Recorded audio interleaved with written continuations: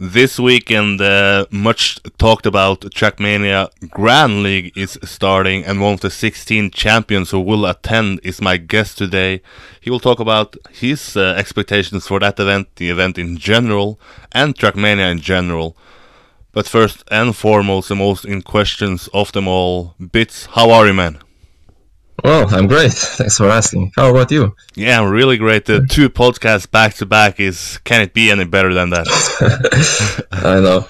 But I ask people to just clarify who they are and what they do in TrackMania, just to give them an insight about who people are. Can you answer to people, who are you and what do you do in TrackMania? Right. Okay, well, I'll try to go into a bit more detail. So, I'm Erymanthus, well, alias B1ts, and I'm 26 years old, and I come from like a small town in Lithuania. I started playing TrackMania in early 2006, so that would make me around 14 years old, I think, when I started. And the first TrackMania title that I played was actually not Nations, but TrackMania United demo version. So that was fun. Like, in general, I enjoyed playing racing games like Need for Speed, and when I saw TrackMania on the internet, I just decided to try it out. And I remember launching the game, and the first environment I saw was the island environment. And immediately I saw like high speed, loops, wall rides, stunts, and I was just blown away. I couldn't stop playing. But there was no multiplayer, so after a short while, the interest just died out quickly. Until later in 2006, I think, it was when I found the TrackMania Nations, ESWC. How many people know about that one? And I think the online component just hooked me right in, and I just couldn't stop playing. And still playing to this day, except a different version. And like right now, I'm playing for Team Venture, which is the best team in the world right now, according to rankings from like 2018. And I've played with them since late 2016, I think, when we're still called Mysterious Monkeys. And that's about it. Yeah, I just want to bring it up. I had some guests on. Some are more famous than others. You have, of course, the names like Carl Jr. and such. But if I am to name the first guy I remember the name of, it's actually you, because I built maps in 2011 Really? and 2012 and put them up on TMX. I asked everybody on every server to play my maps. Not many people uploaded replays to my maps on TMX, but you were one of them. And I even believe if you check your inbox on TMX, you probably have a couple of spam emails from me to play more maps. So I just want to mention you are the first name that I ever remember playing my maps and being sort of this good guy who had a record on my maps. Yeah, well, that's really fascinating to hear. Yeah, I had no idea. We go a long way back, man. Yeah, I mean, it's true. I remember playing a lot of maps in Nations. And there were some like spam emails that you call, but you were not the only one, and I did try my best to play most of the maps that at least the cover that looked okay, at least from what I saw, that I played. And actually, recently I looked at my TMX account, and there are around 1,400 replays uploaded by me. I have no idea how I did it, but it's amazing to look back at some of the old replays. But was there a time that you actually decided to move from a casual player and get more into the competitive scene and become more of a competitive player? Right. I think right from the start, when I started competing locally in Lithuania, it was pretty competitive and it was really hard to get to the top. And I don't think it only took like half a year until I decided like this is the game that I want to pursue and play a lot, and then I started competing like internationally, and it didn't took a long time for me to go what people call pro. I still think I'm semi-pro even to this day. I never considered myself to be the pro player that others can relate to. But was there a time when you realized that there are a competitive scene in TrackMania? Because I have sort of two lives in TrackMania. Like I said, back in 2011, 2012, where I just built maps. I had no idea that it was a competitive scene in TrackMania, so I left the game and then I found some YouTube videos from Spam and Frostbuel. Then I realized that there was actually competitions going on. What was your way from finding out that there was actually something going on and some major competitions going on? Alright. Well, I think that the most common way was just people inviting you to play those cups, and usually it would be like team members that would say like, oh, there's this cup, you want to try it out? And it would be like Giant Cup 3, and I would be like nobody, but I remember playing that, and still did alright, like one didn't go out after first round, and I just thought like, okay, well, this is the pro scene, and I looked at the top, at your Frostbuels, Carls, and I saw the top scene like kind of quickly. And what was your other question?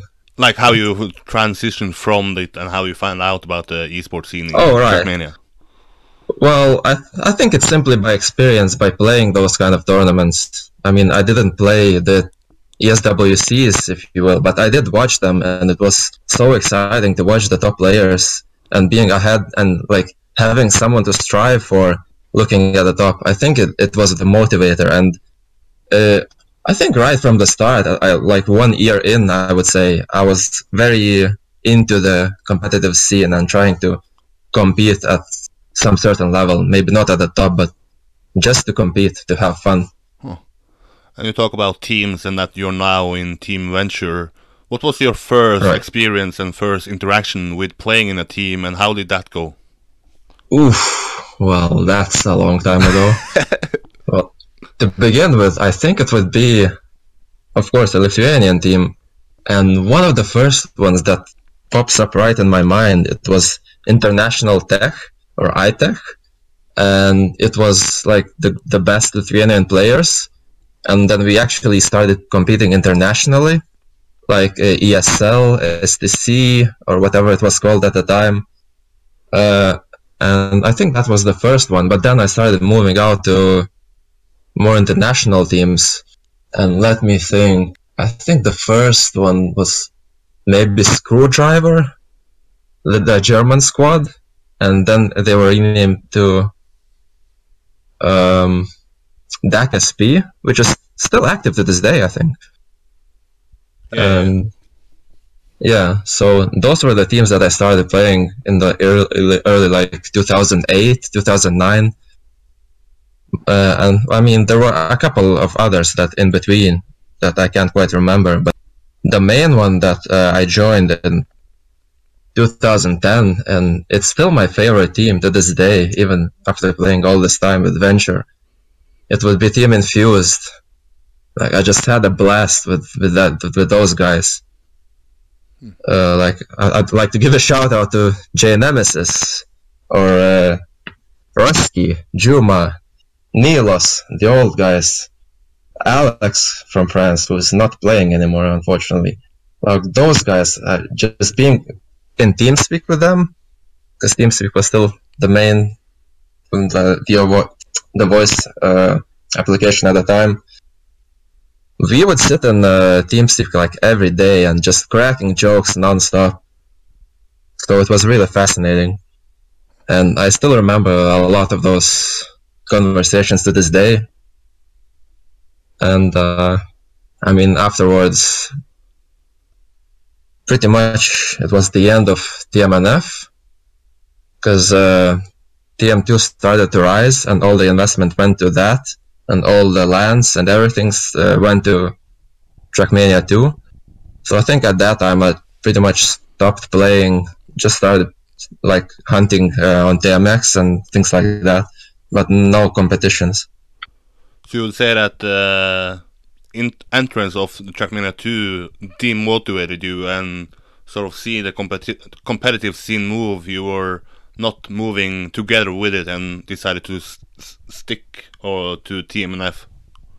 Yes, well, I did try it, but I just didn't like it, especially since it was MP3 or even earlier version, and it was pretty buggy, even buggier than the TMN Nations. in my opinion.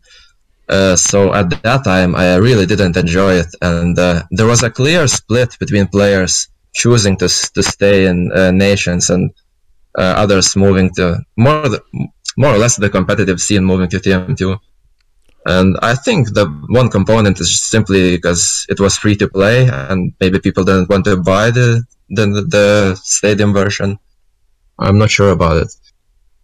And yeah, it actually demotivated me. I didn't feel like when I started playing, I felt I was always behind and couldn't really compete with the top players. So I pretty much just stopped playing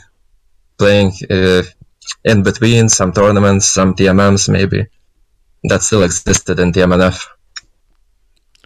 Many people would say that the entrance of TrackMania 2 is the official end of TrackMania's golden days almost. What is your view, and how would you say that the TrackMania 2 should be looked at now? Was it a success, or is this sort of the start of the end, if you want to call it that?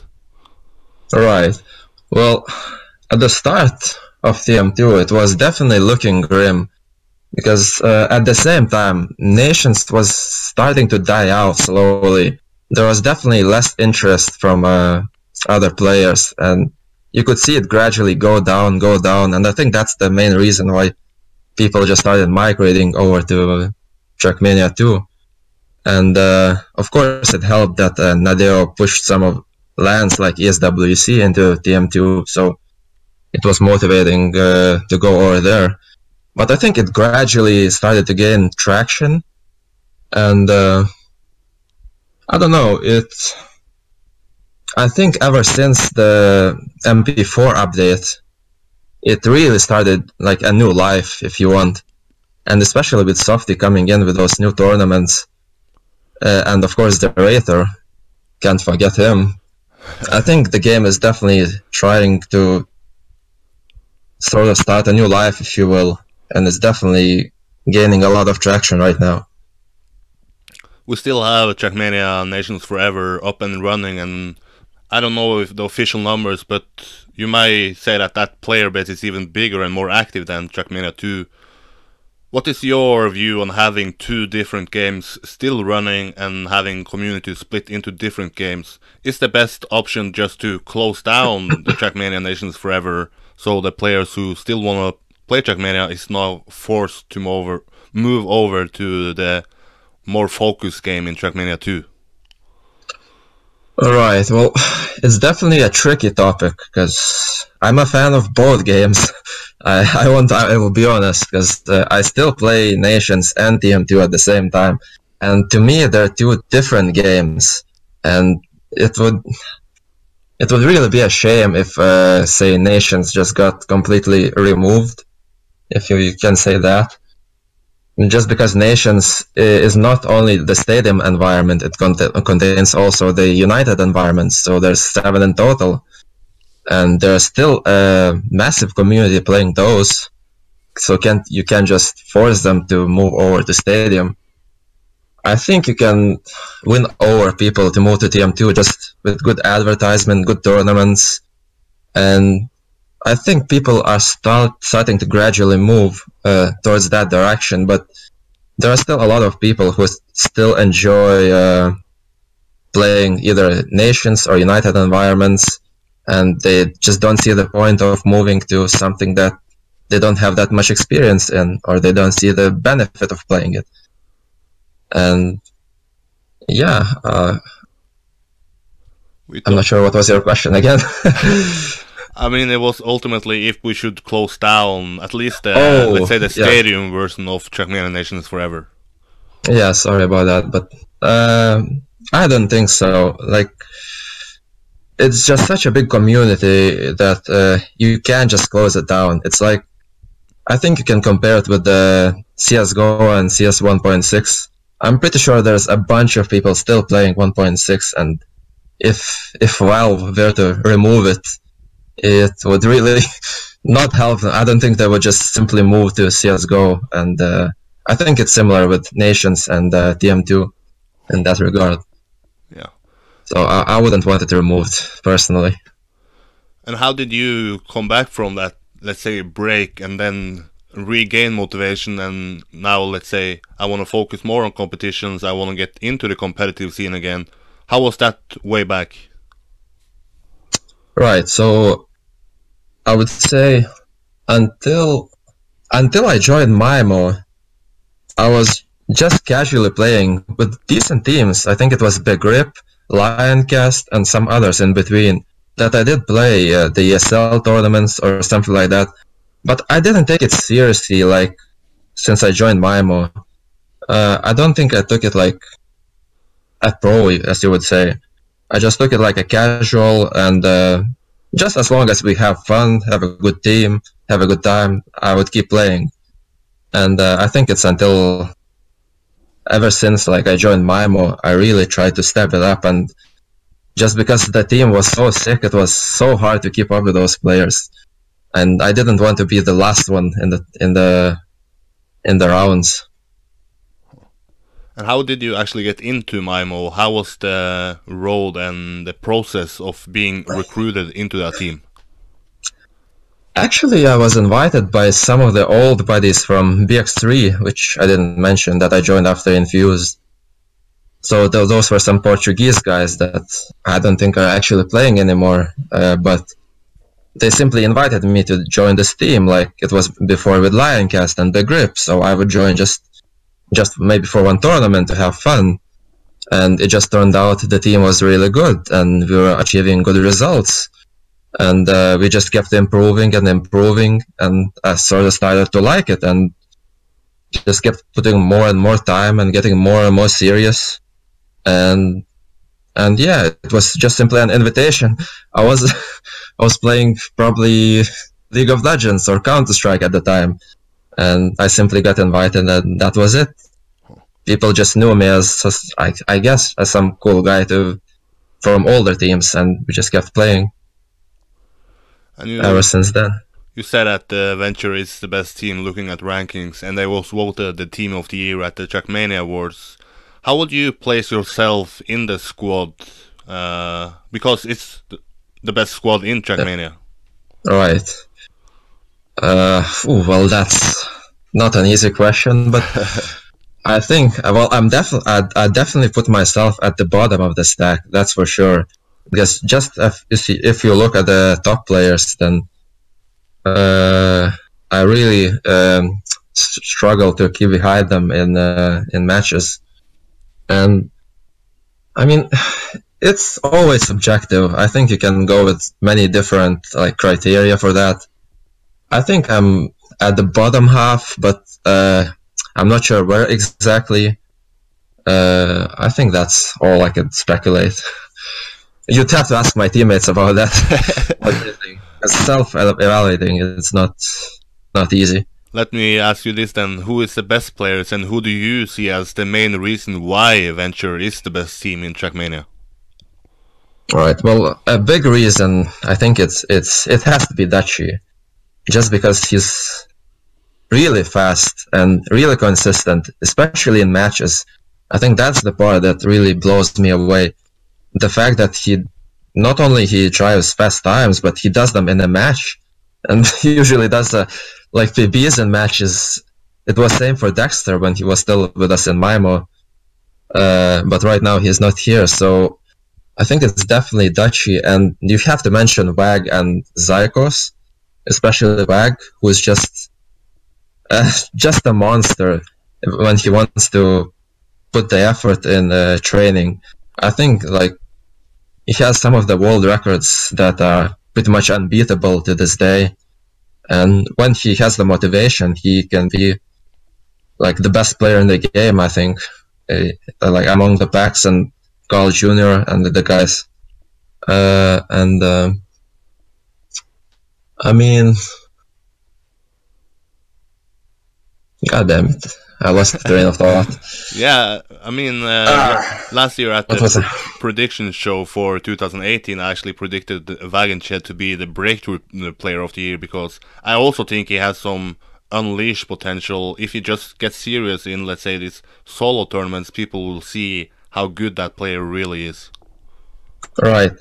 And I think it's generally the consistency that we got. And I myself was mostly known for being consistent and not a fast player.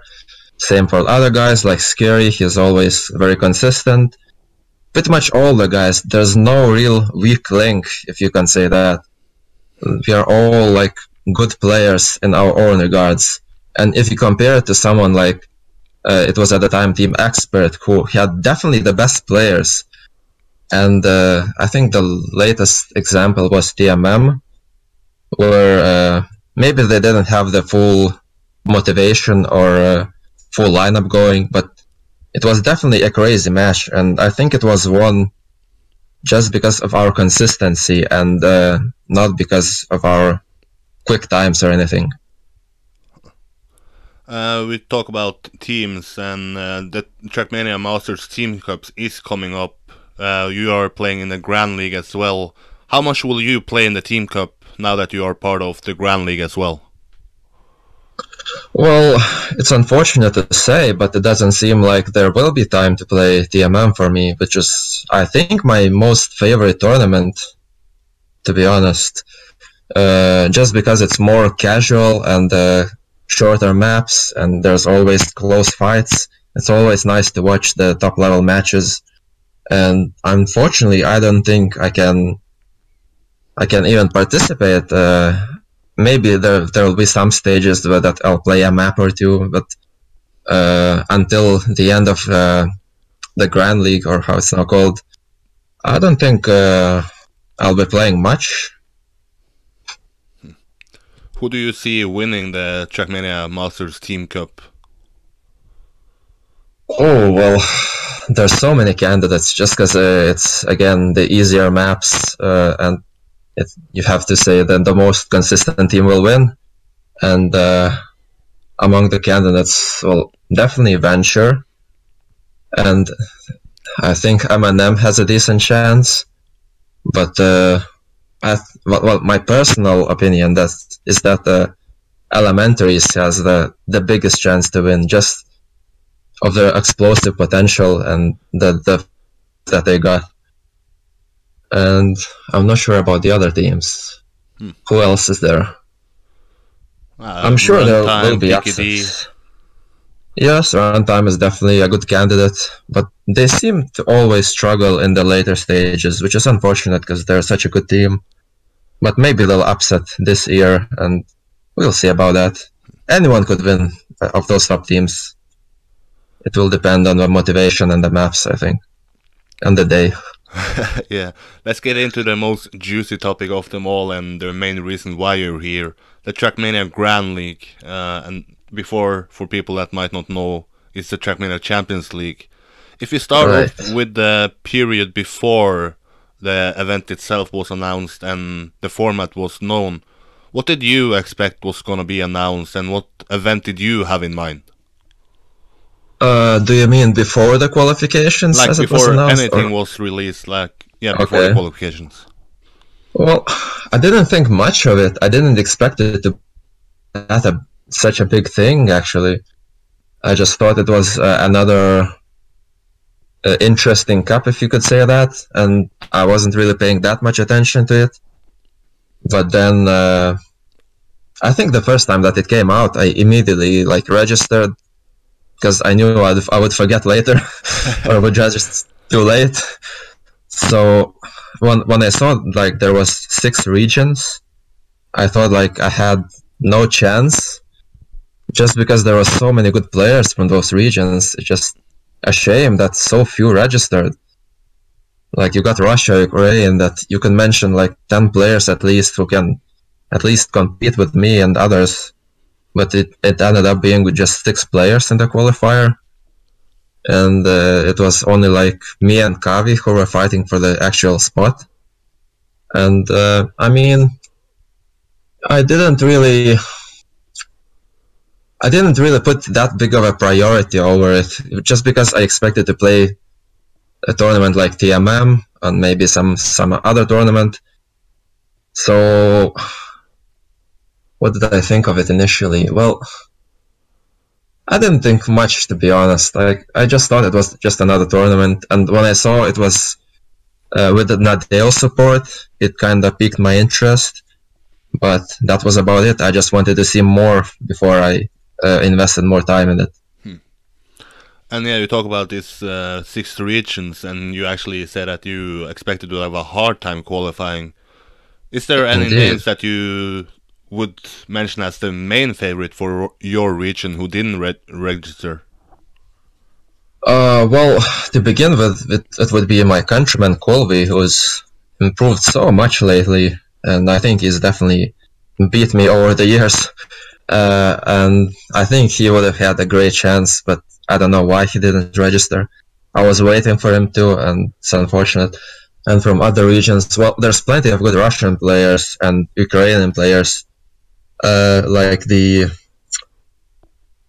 just so many. I can't quite point out exactly. Yeah. But I think there's definitely a lot of candidates that just are running through my mind right now. I can't really pinpoint the correct one.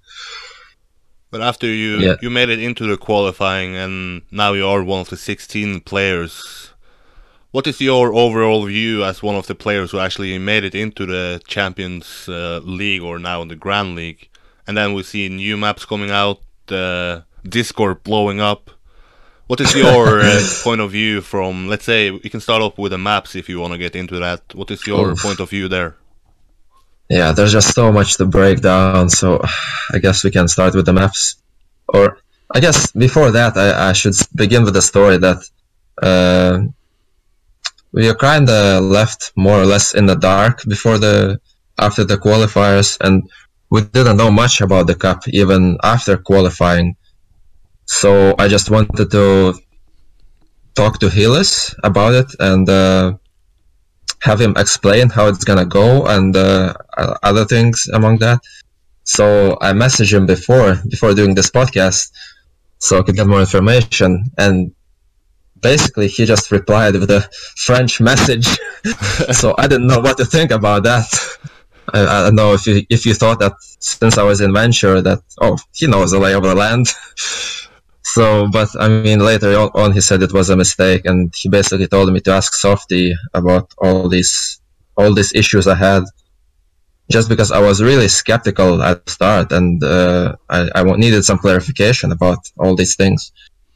So I feel bad for the guy because we had arranged a call with Softy, but it ended up being a text message that was like probably around 3 pages long. And I feel bad for Softy for having to read all of that and answer all the tough questions, because I put some really difficult questions for him, and it really put a different perspective for me about how the tournament was gonna go down. And as I said before, I was really skeptical, but now I'm looking at it and I think it has decent potential, and it could grow on to be a good thing for TrackMania in the future. And I guess we can start about the maps first. So in the qualifiers, there were 2, you could say, technical maps, and there was one Nadeo-like map, which was kind of the example for the maps after the qualifier.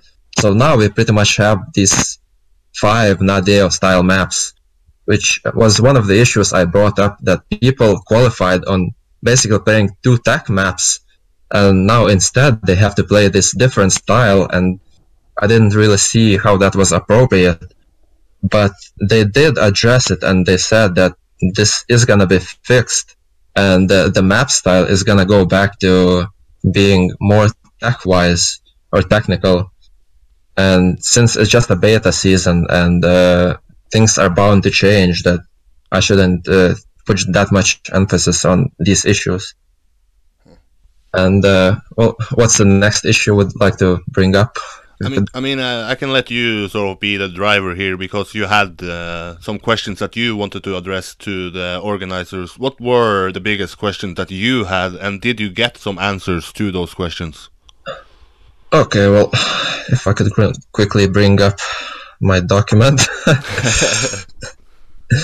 just because there was so much. Well, I think the expectation to begin with was really the main point. Just because before the cup got announced, there was a lot of hype about other possibly LAN tournaments, and maybe there was another tech tournament coming up, like the World Championship. And I think a lot of people were disappointed because it wasn't a tech tournament and it was completely different. And I think that's one of the reasons that led to the heated discussions and all the Discord blowing up and going out on heelless, unfortunately.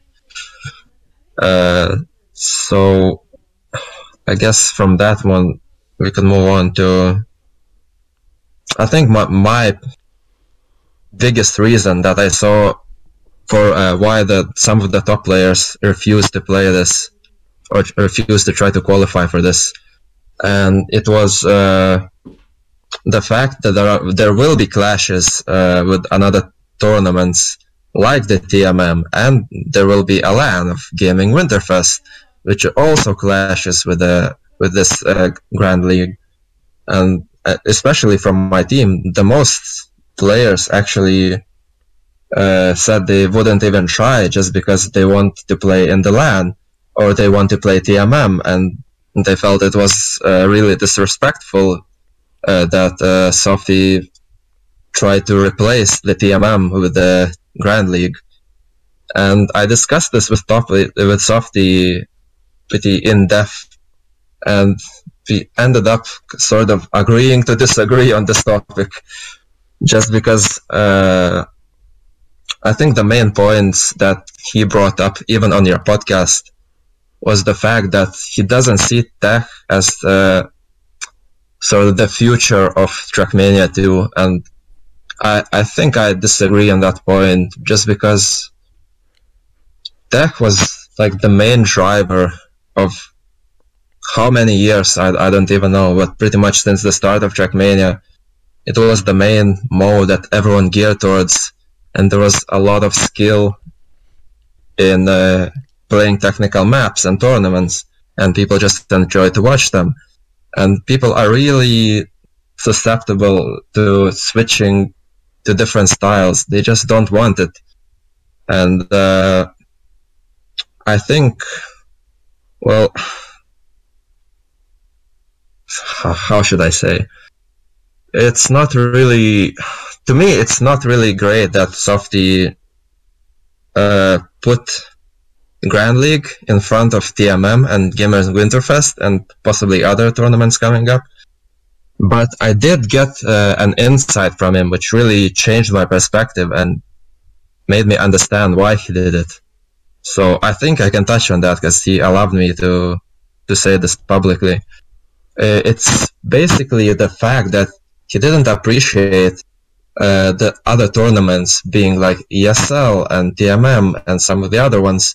The fact that they were free and they were over long periods of time occupying that time, and other tournaments couldn't really step in and not get criticized. So Softy's main idea, which I think there's a bit of a genius in that, was simply to try to push the competition by placing his tournaments like the Access tournament and now the TMPL or the World Championship right in front of either the ESL tournament or TMM, just to push up, like either to force them to add prize money or for them to become a better tournament, and just to force competition with other tournaments. And I think it is, in a way, like a brilliant idea, but I'm not sure if it exactly worked out, and it really upset a lot of people, the fact that he put himself in this position, and all the players that wanted to play other tournaments. Yeah, and actually the first event that he hosted was the Access Team Cup, and he knocked out or took the space of ESL, like you mentioned. And yes. I believe this is his ultimate goal, that he works for people to actually get something back from putting all the time and effort into TrackMania, that the players get something in return, at least prize money wise. Right. Right, and I can appreciate that. I know a lot of people get really upset with that, and to the point of being really not not reasonable to talk with. But I can definitely understand both sides on this, and I think I'm somewhere in the middle. I understand the intentions, but I think it still shadows some of the greatest tournaments that we've had, and it wasn't always about the prize money. I think the competition and just the brands of these tournaments kept them going, and there was always the reason to play them. I think people weren't that motivated about the prize money, and even if there was a lot of prize money, I don't think it would have changed much. Maybe the level would be a bit higher, but that's about it. We have this new mode introduced to TrackMania, this Champions mode. We have yet to see it in one stage, so it might be stupid to ask it now instead of answering it later, but why not? What do you think about this new Champions mode where number 9 to number 16 will lose all the points gathered on earlier maps? Yeah, well, that's definitely problematic, and I definitely hope they're gonna take their time to alter that to be less punishing. I don't know exactly how that format is gonna work, like how many points exactly you're gonna lose. If you got insight on that, it would be great if you could, like, say if you finish last, does that mean you lose all your points before, or just part of points? From my understanding, if you finish from 9 to 16, you lose all the points gathered on all the 4 maps before, if this is map 5. But I might be wrong, but... Yeah, well, assuming that's the case, then it's definitely not the optimal strategy. And I think it could be altered to maybe, say, remove a percentage of points for each position, like 5% for each position below 8th or something like that. But definitely not remove all the points. It would simply drag out the tournament towards everyone thinking like, oh, well, if people just keep losing points and it's just like a roller coaster of points between all the players, then I guess I'll just watch the last stages, which I don't think is the intention of Nadeo and Softy. You as a player, you have 5 maps to train. Have you looked at the map order and then decided that, okay, map 5 is going to be the most decisive one, because if I finish from 9 to 16 there, I will lose all the other points, so it's sort of pointless to train the other maps. Have you looked at them, and will this change your mentality and how much you put in time and effort into the actual maps? Yes, it definitely... I looked at the maps, and the first time I saw them, I just thought, is this some sort of sick joke? I'm not even kidding. I was so triggered. I think you saw the spam stream where his face was just so fascinating to watch. And I think I was in a similar position myself. But playing them more, I started to like them more or less. And there's only a few tricks that you can use, and I think they're reasonably good. And I think they are definitely playable. There are some risk-reward positions which I like. And speaking of the map order, well, I think it will definitely come into play, and I'll probably focus on the last 2 maps. But it doesn't mean I'll just put less effort in the earlier ones. It will just mean that I'll be more focused towards the last maps to keep my score high. The main reason for this event and this format, it seems, we can break it down to the statement that this should be easier for the viewers to understand and easier to attract new players. You are a player yourself. How easy are these maps compared to, let's say, tech events, and do you believe that this is actually easier to understand by watching the event itself? Right. Well, I think that's my main point, that I brought all my questions to Softy, was from the perspective of a viewer. I think that's their main goal, to attract more new viewers and players at the same time. So every question I asked was along those lines, like, what would a new player think about these maps? And in which direction should we change them to make them more exciting to watch, because that generates views and that generates excitement, and people want to keep watching. So I think it's subjective again, but there's definitely, I don't know, like there's definitely pros and cons for both types. Just because I think that the technical maps are shorter and there's usually less than 16 players playing at the same time, and it might be overwhelming for viewers to begin with, but once they get into it, I think they're about similar, like if we're watching a tech tournament. Just because it's laps, I think changes the dynamic a bit of people like taking different lines and risking before the start of the lap, taking maybe wider lines, and it's definitely hard to judge. I think it's gonna be similar than as if people were watching a tech tournament.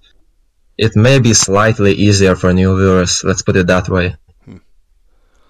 They say that the ultimate goal for this event is that you can also have time next to it and to study next to it and also focus on other stuff. Right.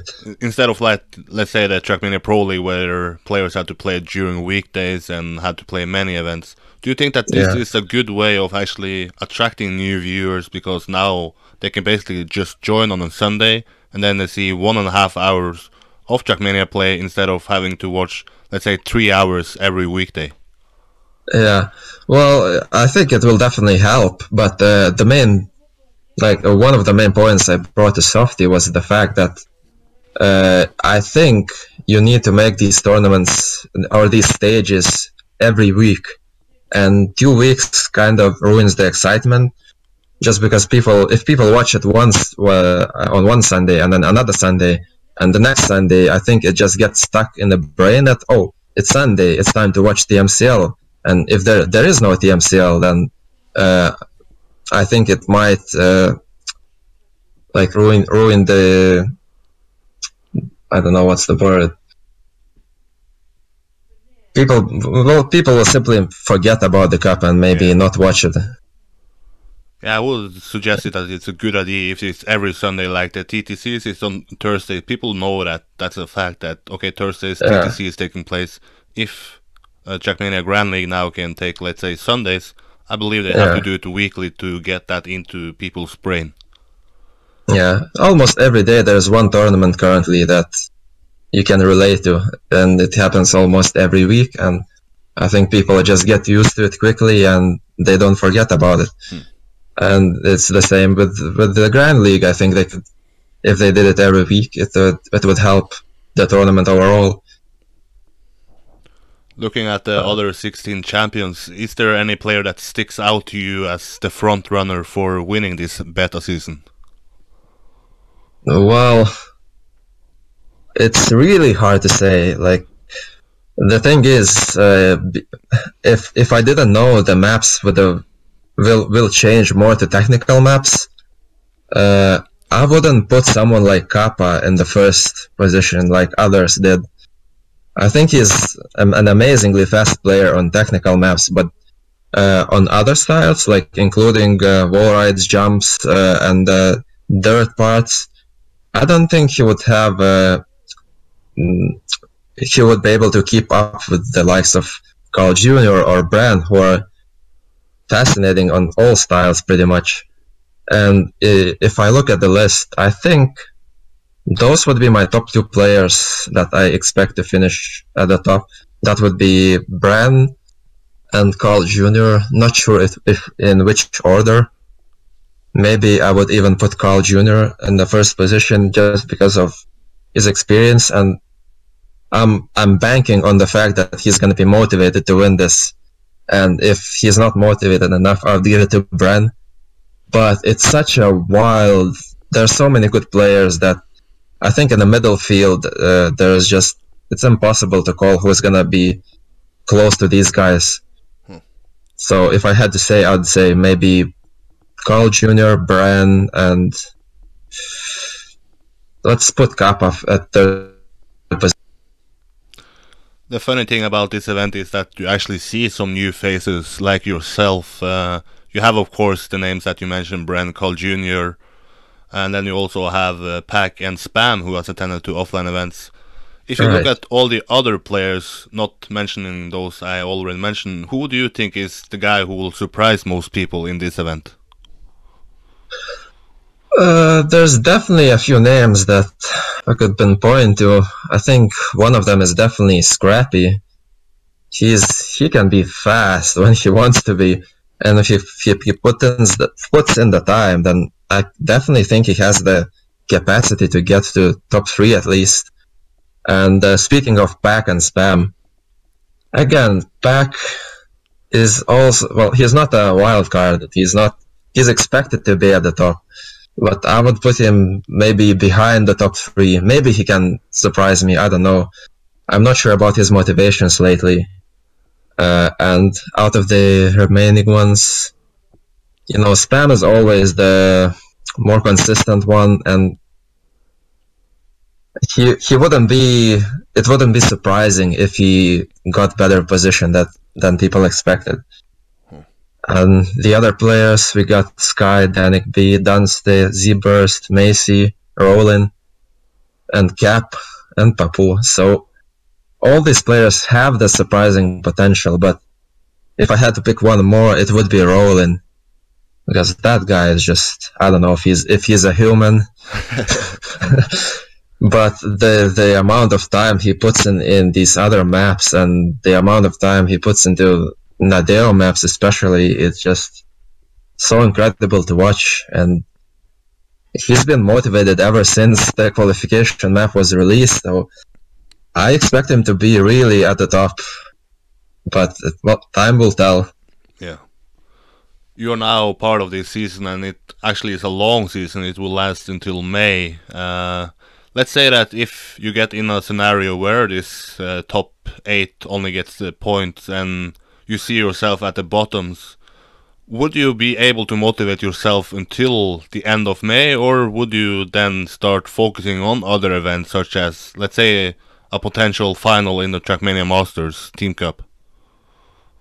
No, I think in contrary, I would be more motivated to put more time and make a comeback. Just because of the format, it makes it really motivating to play in the later stages and make a comeback when people don't expect it.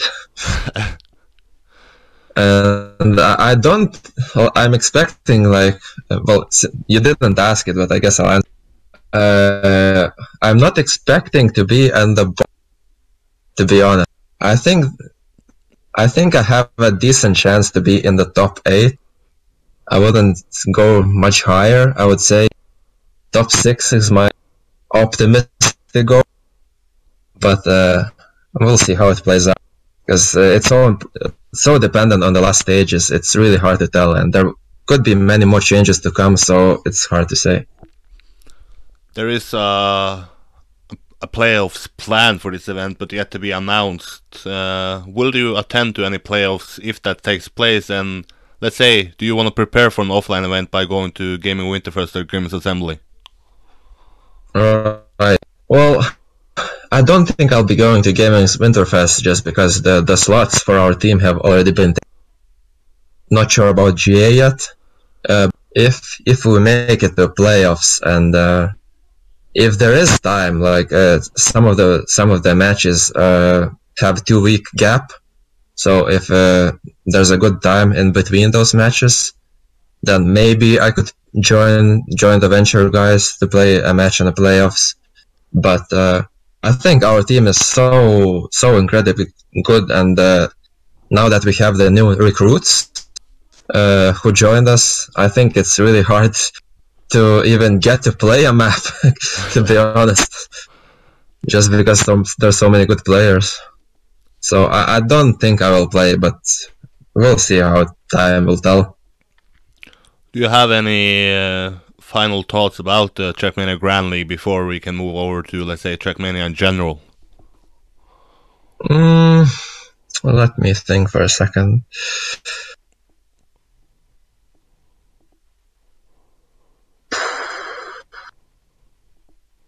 I think we discussed it pretty in depth, and I'd like to bring it on a positive note that while there's been like plenty of criticisms and a lot of people seem like this is not going anywhere, I do believe in, like, after having a long talk with Softy, this is a good project and I would like to see it succeed. I could be wrong, but there's definitely some positive signs coming up and things we can talk about that will definitely help the tournament to get running quickly and have high viewership. But yeah, I would say for people, this tournament isn't going away, and we just have to accept it. And if not enough people like it, well, we'll just go back to tech tournaments, and that will be it.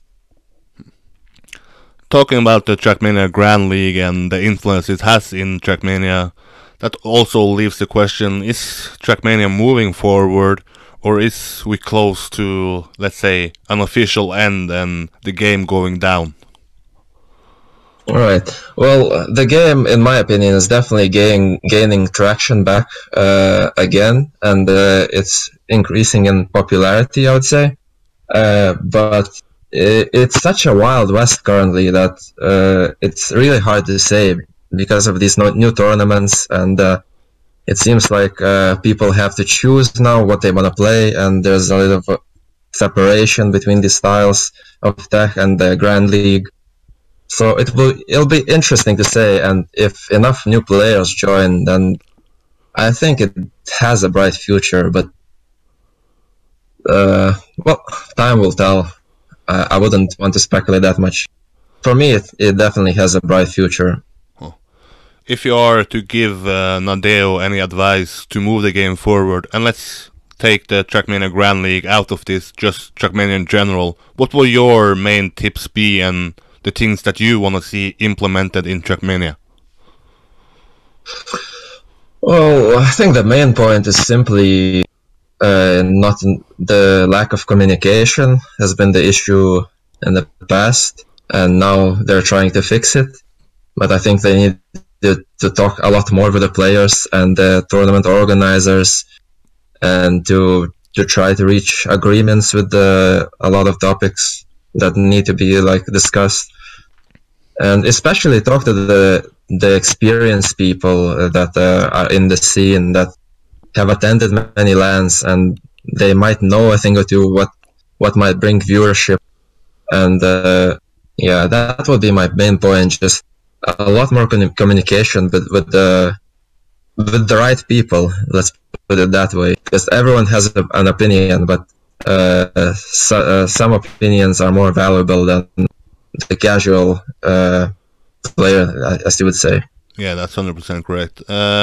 Is there anything that you see needs to come into play for this game to gain them popularity? Myself, I believe that we need some sort of journalism and some sort of coverage for this game to get attention and drag people in from outside. What is your biggest thing that you can see this game getting more attraction and actually bringing it up? Definitely. I think the fact that you came in really helped the scene and expanded the reach of this game. So if there was like we could definitely have more journalists. That's always great to have, and I think content is another thing that could be more.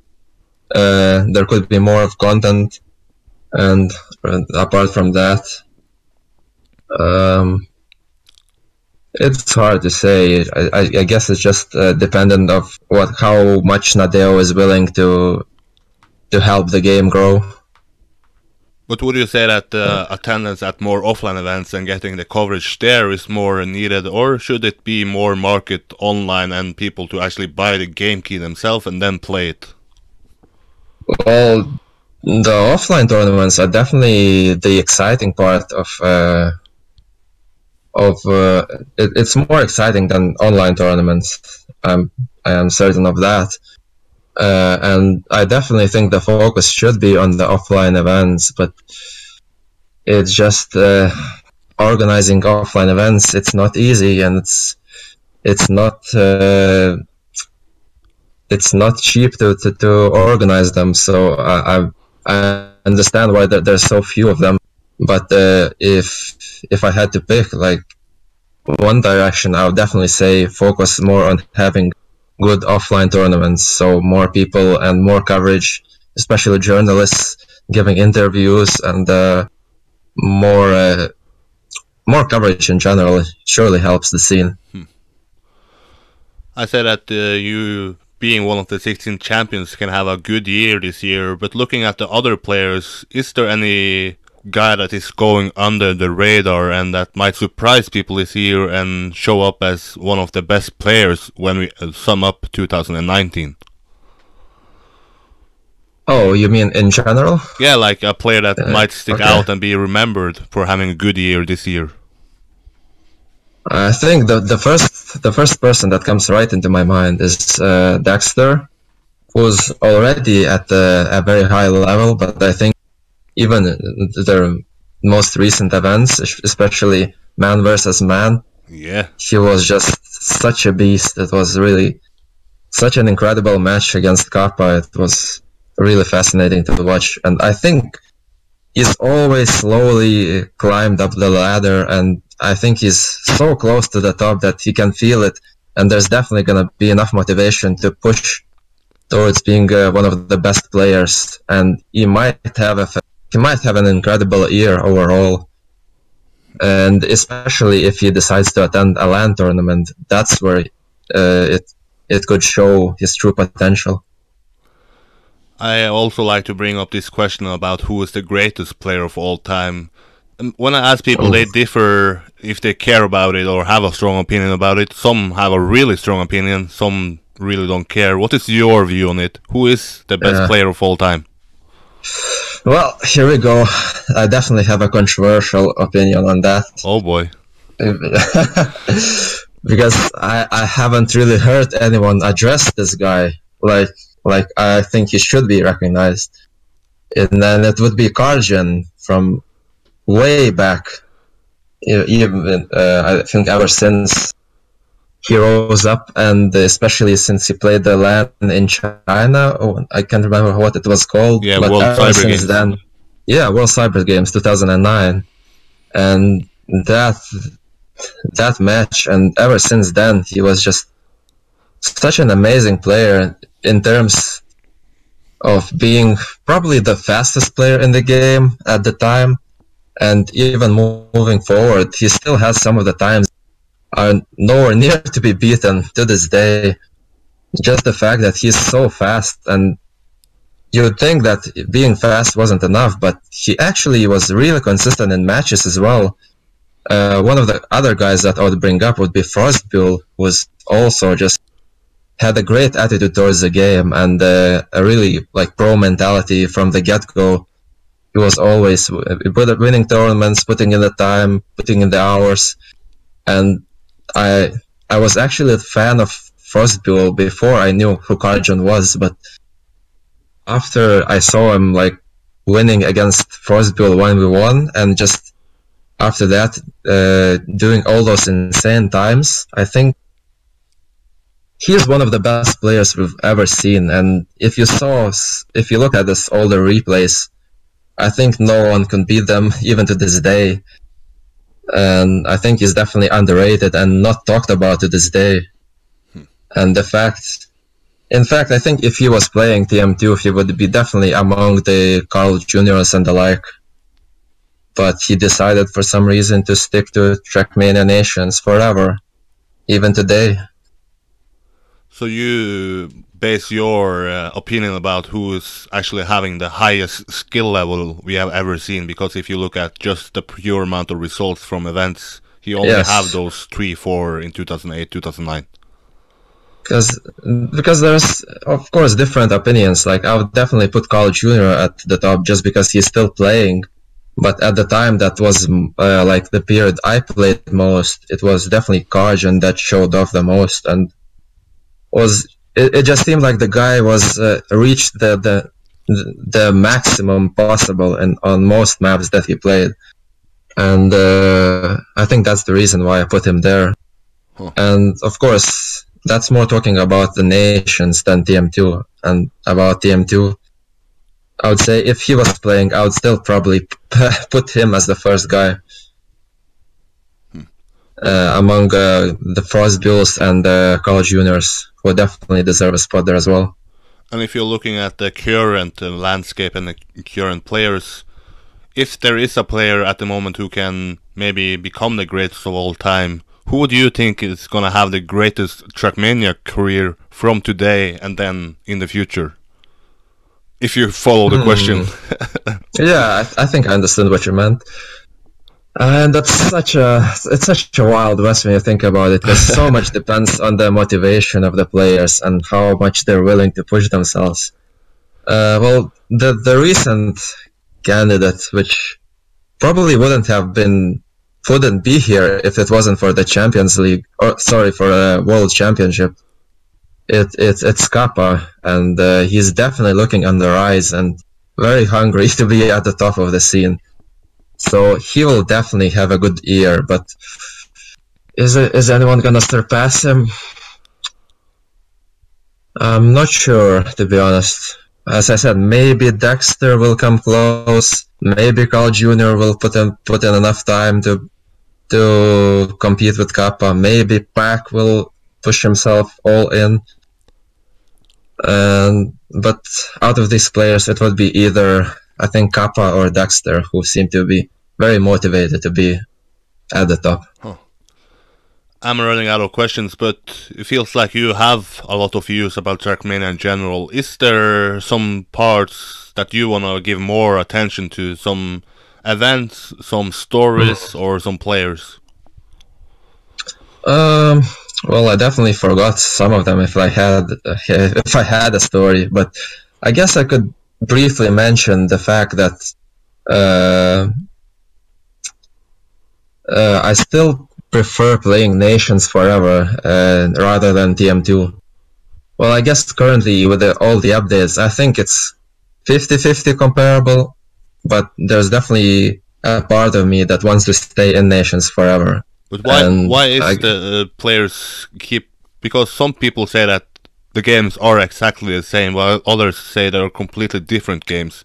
I play too little to actually make an opinion about it. But from your point of view, what is the difference, if there are any differences?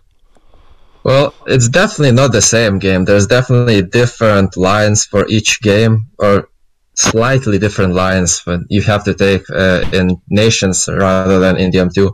I think TM2 is more focused on the speed aspect, and Nations is more focused on going for the tighter lines and attacking every corner.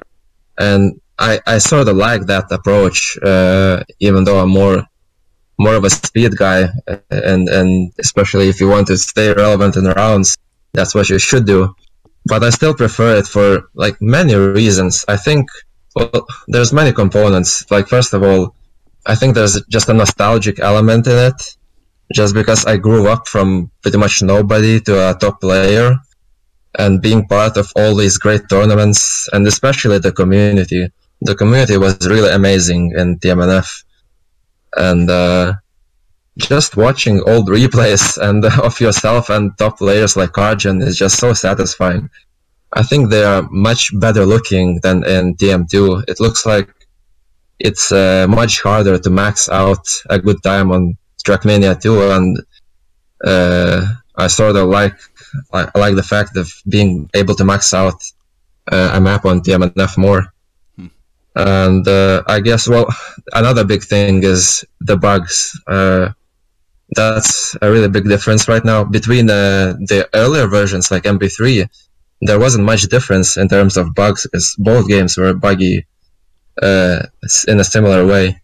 So you can't deny the bugs exist in TMNF, but I think that's one of the reasons why I like it, because they're also part of the game, and I think there was a great deal of strategy involved in avoiding those Rammsteins in matches. And particularly, there's one corner, the Rammstein corner, as I like to call it, which is a block combination that if you hit the Rammstein, which is basically a corner, it's common in both TM2 and TMNF right now. And if you hit that corner, you get like a slight steering boost, and it was one of the techniques that separated like good players from the best players. And someone like Karjan just had such an amazing consistency on doing those couple of tricks that would let you make use of Rammsteins in a good way. And I think I like that aspect, just being able to risk, because that corner was definitely a risk-reward scenario, and it was so common that you saw it on pretty much every map. So I like the risk-reward aspect that those Rammsteins brought, and just having to avoid them was part of the game, and I sort of liked it. And well, there's definitely something in that game, because I still to this day frequently see Karjan playing TrackMania Nations, and he did play TrackMania 2 in the beginning, but I don't know for what reason he decided to move away from it, and is right now only playing Nations exclusively. And I still see him pretty much daily, and because I still play the game from time to time, as I'm actually in 2 teams currently in that game. And especially another aspect that is definitely missing in TrackMania 2 is the fact that we organize scrims between teams, and it's just something that doesn't exist in TrackMania 2 anymore, since you just got tournaments, and that's where you solve your differences and see who's better. But in Nations, it's really popular to have scrims, like either it's time attack or rounds matches, and there's a bunch of them going on every month pretty much. And there's definitely a lot of tournaments still in Nations, which keeps the game going, and I understand why. Just because to me it's satisfying to play it and remember all the maps and all the history with it. You would have to ask Arjun to maybe he'll give a different perspective why he likes that game so much. Believe me, I've tried to get him on, but I think he's sort of this guy who doesn't like to talk about himself, so as for now, he has declined it. I understand. But is there something else that you want to bring up? Oh, I think we had enough of a conversation. Are you getting bored of me? Is that what you're saying? Oh, no, don't be like that. I'm just afraid you won't be able to hold your mic anymore. Yeah, believe me, I switched like 4 times. I don't know if people hear this, but yeah, I'm holding my microphone with just my arm, so I had to switch from time to time. Yeah, I'm sorry for causing trouble to you. But as a last thing, I would like to, if you have someone you want to give a shout out to, because you had a long career, there's probably some names that comes to mind. Is there anyone you want to thank for and give a shout out to? Well, there's just so many players. It's going down the memory lane. It's too many. And yeah, it's too many. And I think, well, shout out to all the guys that I played with in the teams, because pretty much all the teams I played for had really amazing players, and as people, great guys. And to this day, like people like Scary, who I played since very early on, we still play to this day in one team, going back. And definitely a shout out to like the Infused guys, which I already did, because that's where my best memories are. Shout outs to BX3 guys, the Portuguese people, Batu Whisper, and all the guys. And I think that's about it. Before we go, I actually have a question from one of my Patreons. I normally ask them to give a question for every episode, but they are normally quiet. But for this episode, Ginny Productions had a question. How tall are you? Well, great question. I'm not actually sure. I haven't measured my weight in like years. But yeah, I actually was a bit taller than I am right now, but I'm not exactly sure. I'm definitely not like 2 meters. I'll put it that way. I'm way below. But, yeah, he was suggesting that you was 2 meters. That was why he wanted to ask that question. Yeah, at the time that I suddenly like rose up, I definitely felt like I was 2 meters, but no, I think I'm a bit less than that. I guess that's it. Great question. It's the first question, so I get he's getting more and more used to asking questions himself as well. Right. But thanks for stepping up. You got surpassed the 1 hour mark, I believe. Welcome in the club. Great. Well, thanks to you. And I just want to wish you the best of luck in this new Grand League. I believe we'll see a lot of changes happening as for each stage. So good luck to you for following each stage and sort of adapting to the changes. And if there's one more thing that I could bring up before we stop, it's definitely a shout out to you. Oh, for yes, and hear me out. Just because after like Frostbill stopped playing the game and quit, there was definitely a big gap because Frostbill liked writing articles, streaming, and all that. And when he stopped, there was definitely a big gap in missing articles, missing coverage, interviews. And I think you're definitely filling a great part and doing a great job, actually, in that sphere. And I just like you to keep doing it. And I think you'll achieve great things and have something to look back in the future. Yeah. So definitely a big shout out. And then if I get a sort of popular career, just remember that you are the first name that I remember from TrackMania. Yeah, well, that's definitely a nice achievement to have, I'll admit. But yeah, thanks for stepping up, and as I said, good luck. Thanks, and see ya. Bye-bye.